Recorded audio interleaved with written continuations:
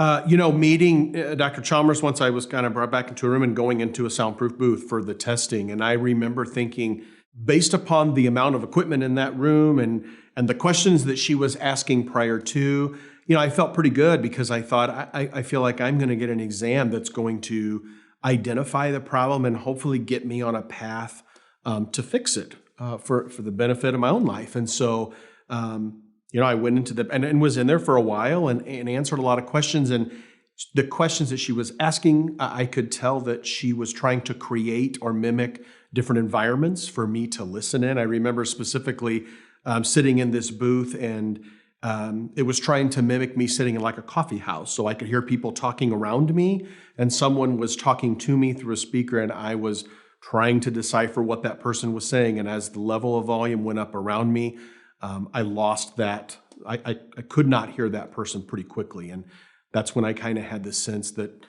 Dr. Chalmers was really trying to identify what can and can't you hear, and then how do we isolate that to fix it.